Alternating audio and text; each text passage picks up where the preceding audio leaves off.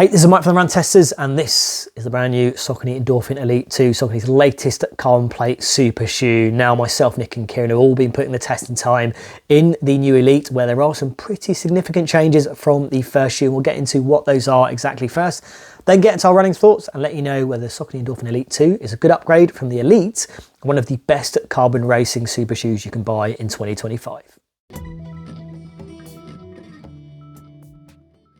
Okay, so let's run you through those key stats of the Saucony Endorphin Elite 2. Let's start with price, and it's £285 in the UK or $280 in the US. So that's the same launch price as the original Endorphin Elite. Weight-wise, it comes in a bit lighter, with a men's UK size 8 dropping on the scales at 206 grams, which is down from 217 grams in the same size. It sticks to an 8mm drop and has the same stack heights as the Elite at the heel and forefoot.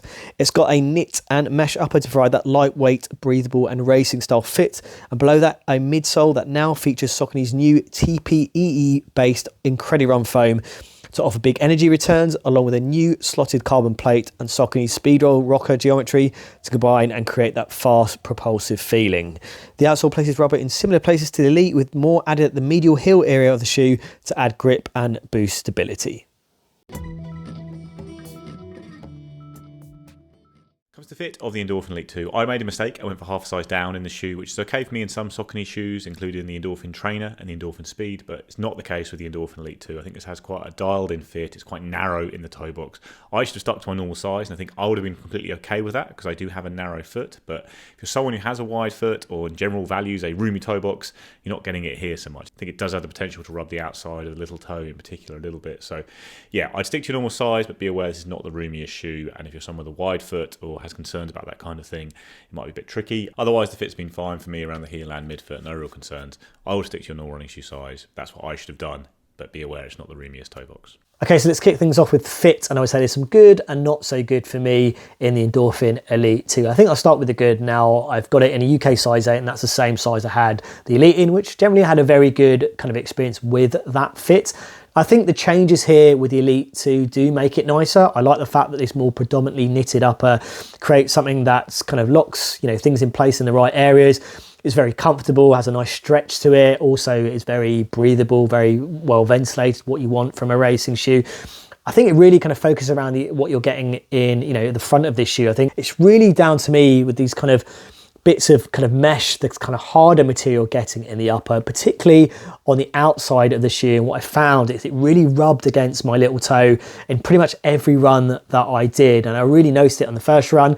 Be very wary about the socks I think you're going to wear in this. I wouldn't be wearing this sockless because I think you're going to get very noticeable rubbing in those kind of toe areas. I think elsewhere, the lacing, very good. Saucony hasn't messed around with that. The all-in-one kind of built-in tongue is very fine, and it's got that kind of fold-down bit that you get on the Endorphin Pro 4. It's not a huge amount of padding in the heel collar, very thin, keep that weight down. It's mainly focused on the back of the shoe, which I think, works very nicely for me, kind of holds things in place, but gives you that comfort back there as well. And I actually haven't had any kind of irritation in those areas where there is kind of minimal padding. So I think going for the same size as the previous shoe has worked for me.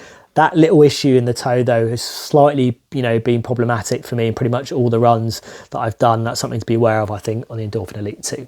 When it comes to fit, I ran in a US 9.5, UK 8.5, which is my regular size in Saucony shoes. On the whole, I found the fit was okay. You get enough length in the toe box. You get good clearance across the top of the big toes.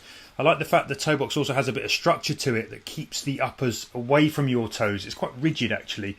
So there's no black toenail woes here, even over longer distances in the shoes. The integrated tongues, I think, wrap and hold for really good comfort across the top of the foot. Sometimes I worry about these booty uppers, or I have a struggle. Kind of people with high insteps like mine sort of can struggle with booty fits, but actually with these I had no problems at all. It translates to really excellent lockdown across the midfoot. I got really good hold. However, I did find that they came up a little bit tight, narrow and squished around the little toe. That did loosen off somewhat the more miles I logged in the shoes. It was only really a worry on my longer runs, but I'd recommend looking closely at the size if you've got particularly wide feet in terms of that sort of toe knuckle area, or you're a fan of just having a bit more room for your toes to splay. I also sometimes worry about the security of these kind of less structured minimal heel collars that you get, but the Endorphin Elite 2's heel package holds securely without unwanted movement or roll down. I think swapping a structured heel counter for this sort of almost rubberized kind of, it springs back kind of heel setup really works actually. And overall, I think on sizing I'd recommend going true to size to get a good race fit. So into that run test now. Briefly, my time in the Saucony Endorphin Elite was okay. I mean, it's definitely a fast shoe, definitely lived up to that super shoe status, and I think a lot of people really like that shoe. It was definitely very aggressive, definitely very wild, and I think part of that kind of aggressiveness did kind of slightly contribute when I was testing it to some injury issues that I had, and maybe it was just a little bit too wild for me.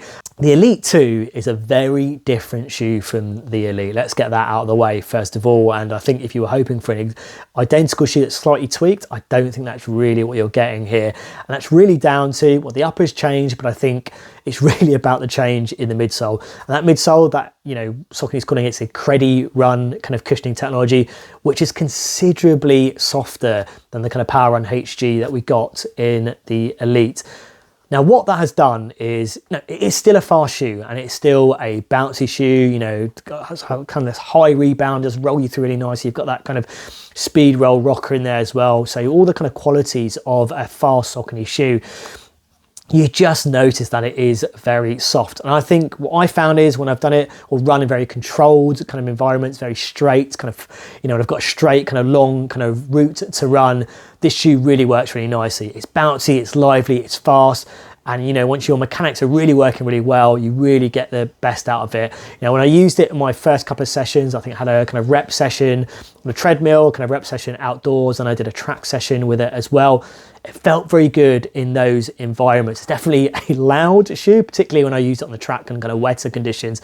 But I did feel this was a shoe that felt, you know, lively, you know, aggressive, all the things I wanted. And I probably felt it was a little bit more accommodating for that faster running than the Endorphin Elite for me, in my experience of the two shoes. But I do think that if you had slightly more, you know, challenging kind of environments to run in, that softer nature of the midsole will create some instability. It does feel a little bit more unstable, and, you know, trying to stay controlled in the shoe is going to be a little bit more challenging.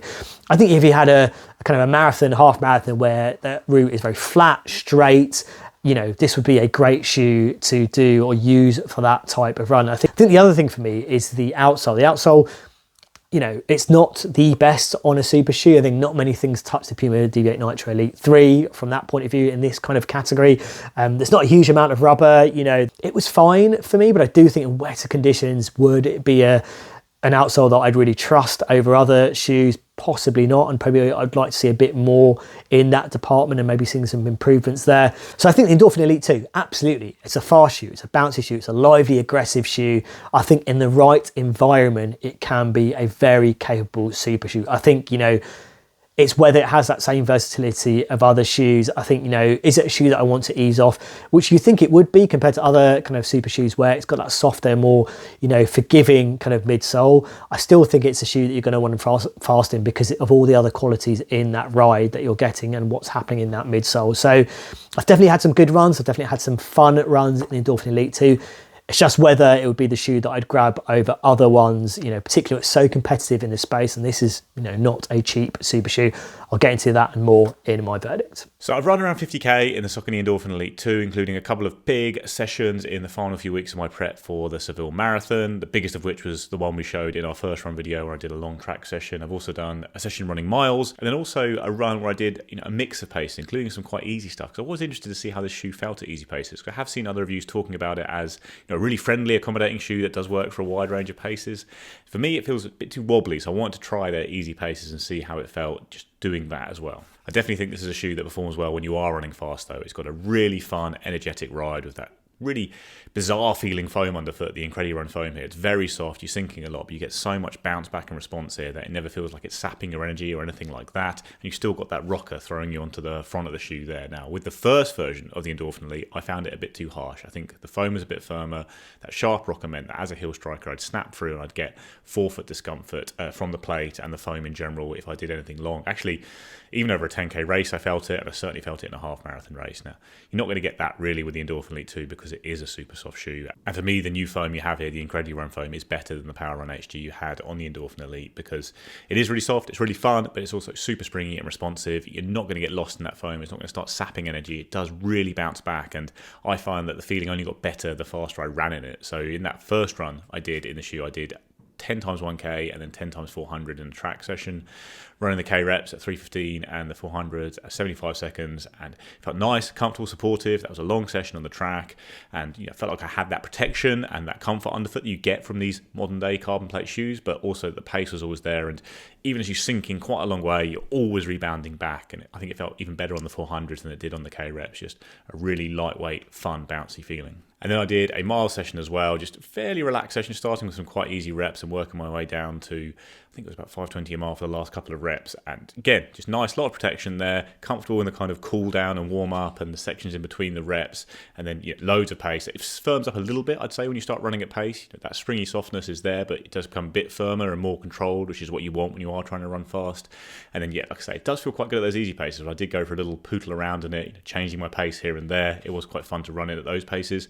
But there is stability concerns with this shoe, and I think that was noticeable to me when I was running on the road in particular. On the track, it wasn't so bad. Obviously, it's a very controlled environment, but taking corners at speed is something that I think is a little bit dicier in this shoe than others, because the way the foam kind of compresses down in all manner of directions, and then you do get that nice targeted response from the plate, that drives you forward and makes it a fast shoe. But if you're hitting a corner hard and that kind of thing, it is a slightly wobbly feeling shoe. I think that's accentuated for me by the fact the grip hasn't been very good on this shoe on the track or on the road. It's not a great outsole, I think, and that little feeling of insecurity you get there in terms of slipperiness really then magnifies the slight wobbliness of the midsole. So in combination, I think you don't get the most secure feeling underfoot, which some won't mind because it's a wild racing shoe. It's really fun to run in, but if you're really going focused on a goal on the road, you don't want to have to worry about your shoe. And I think that's one thing I had throughout my run test with the Endorphin Elite 2. I was just always a little bit too aware of it, is how I'd put it. Like lots of these super shoes have very crazy feelings, and you really, you notice them a lot because they are quite unnatural. But this, I'd say, takes it up a notch, and it's not always unnatural in the best way. It's something that you're a bit too concerned about at times, and that is something I definitely noticed over the course of my fast runs in the shoe in particular. Other thing I'd say is that with a shoe this soft, you would be concerned about losing a bit of that energy return over the course of a long run or something like a marathon. I'd say I've done one run over 20k and one run just shy of it, and I didn't feel like the shoe lost any of its bounce throughout those. So I don't think I'd worry about that with this IncrediRun foam. It really does feel like it delivers that same level of bounce throughout those long runs. So if you aren't concerned about the instability of the shoe and that kind of thing, and just really love the feeling of it, I think this can be a really great all-distance racing shoe. Now in testing, I've run north of 40 miles in the new Saucony Endorphin Elite. I'm currently training to attempt my 4th sub 3 hour marathon at the London Marathon. Shh, don't say it too loud to anyone. But I've put down some long marathon training runs, around 90 minutes on feet in this shoe, with marathon pace segments built in there. I've also done things like an all-out 5:50-minute mile in the shoe to really test that kind of upper pace. I've logged some shorter, slower runs as well. Most of my miles have been on the road for reasons that I think will become clear. This shoe isn't a shoe that I would use even for light off-road. Sometimes I'll do my training on sort of river paths and stuff, but I wouldn't use this for that. I have loved my time in this shoe though. It's a really fun shoe to go guns blazing. It's light, incredibly soft, hugely bouncy, fun, energetic, wild. It's wonderfully untamed and kind of nothing like the first gen Saucony Endorphin Elite, I don't think. Some runners found that first gen shoe too harsh for long runs. I wasn't one of them. I did a 50k ultra on my own in a tunnel in them and loved the consistency that shoe gave. But if that was you, if you found them a bit harsh, you might want to revisit the Endorphin Elite, because this is now probably the softest carbon race shoe going, and it gives it a somewhat unique feel, but you're definitely getting softness. The midsole is all about high compression and high rebound, which creates a sort of slingshot ride that's big on energy, but definitely at the cost of certainty. If you need lots of stability, this probably isn't the race shoe for you, because it is as I've said, wild and a bit untamed. From the moment you lace them up, you're immediately wondering if you're going to be able to control this shoe. It's sort of, you feel it sort of soft and squishy and a bit wobbly. And when you're moving, I think the key point about this shoe is you have to focus on your landings. You've got a kind of careful, considered foot placement is the order of the day here. That is less the case, I think, when you're running up mid to forefoot and you're engaging the front section of foam. Things are more reliable when you're moving like that. You still get all the kind of highly resilient, sort of bouncy energy from the ride, but there's more control than when you land further back in the shoes, sort of towards the heel, where I think things can get a little bit wobbly, a bit more out of control.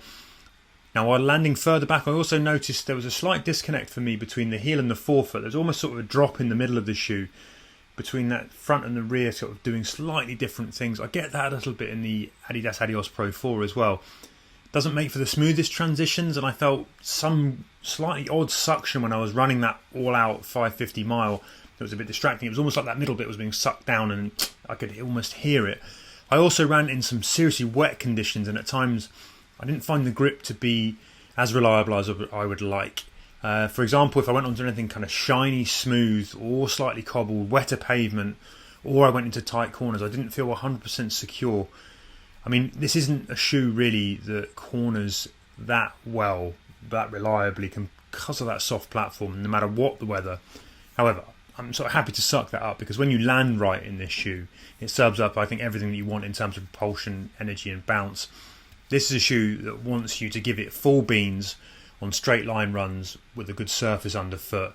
And I think it's kind of would be most at home punching out long straights at kind of top pace during urban city marathons, things like Chicago, New York, Berlin.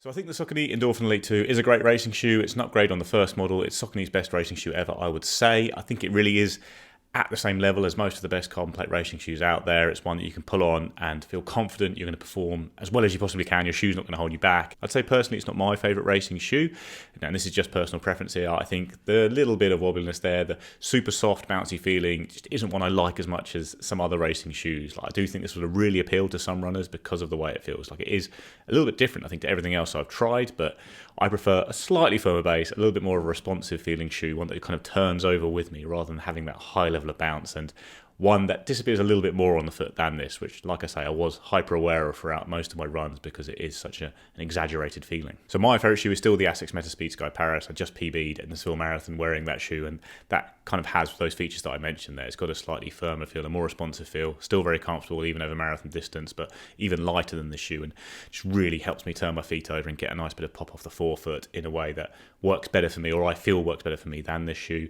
Nike Alphafly 3 is another shoe that's really, really good. I think you've got some of the softness at the back of the shoe that you have on this, the Saucony Endorphin Elite, but it's not as exaggeratedly soft, and you get driven a bit more forward with the setup of the Alphafly 3 onto the Air Zoom pods, and I think you get a bit more pop off that forefoot as well. Also, really big fan of the Hoka Cielo X1 2.0, which, again, really bouncy shoe, not as crazy soft as this, but a very bouncy, responsive shoe that, again, I feel a bit more controlled in and direct in, whereas this, yeah, it does feel a bit too wild at times, sometimes for me. I do think, like I say, that this shoe matches those shoes on performance. It really will be a case of what you like the most. If you do love a really unnaturally fast feeling, crazy soft, springy shoe that's lots of underrunning, this is it. It does do that job, and I think it's definitely Saucony's best racer. As I've mentioned, the Elite 1 I think was a bit too harsh for me, and the Pro 4 just doesn't have the same level of propulsion you're getting here, and again is a bit firmer. So it's a really good shoe. It's a really fast shoe. It's a fun shoe to run in. It's not quite to my taste, but I do think it's one that will appeal to lots of runners. I do think you have to be a bit more careful in this shoe than some other fast racing shoes, even though all of them are a bit wobbly at times.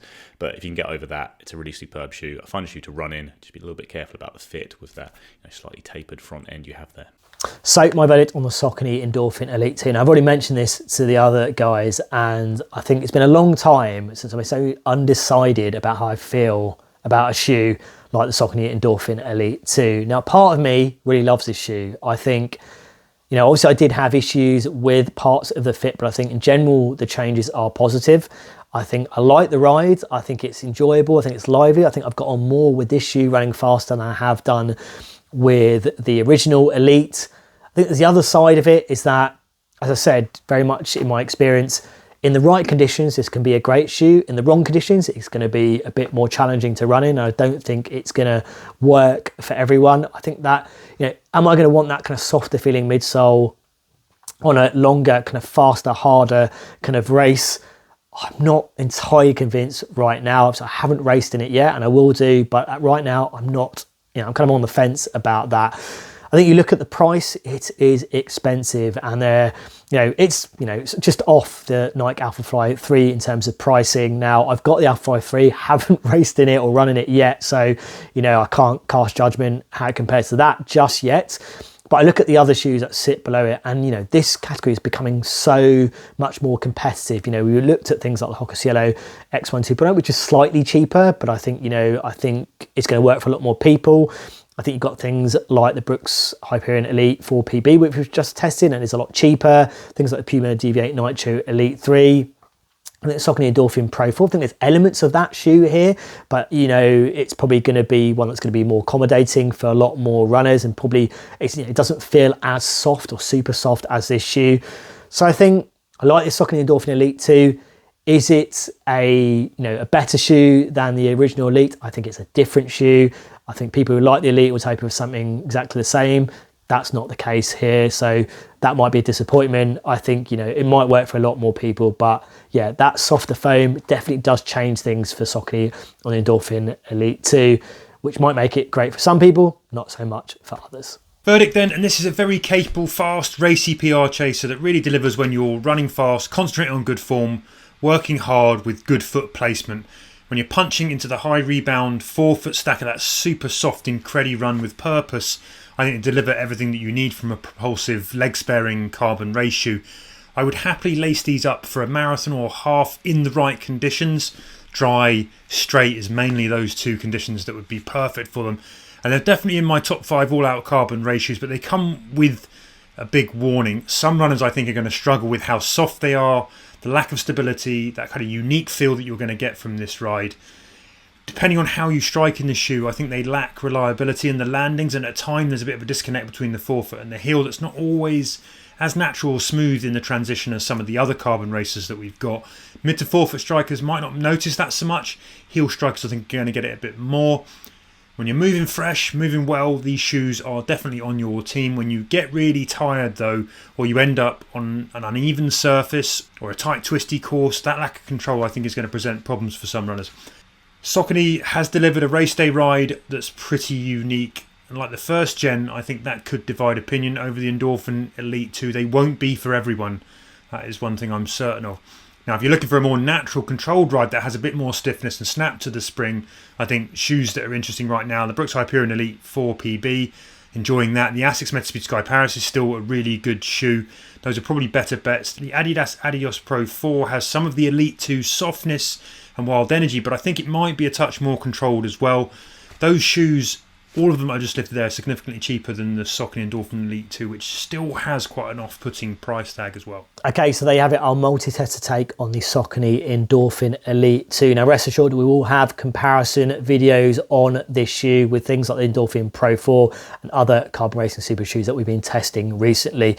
If there are any ones that you desperately want to see first, do let us know in the comments. As always, like and subscribe, hit that little bell to find out about our latest videos, and yeah, we'll see you for the next Run Testers video.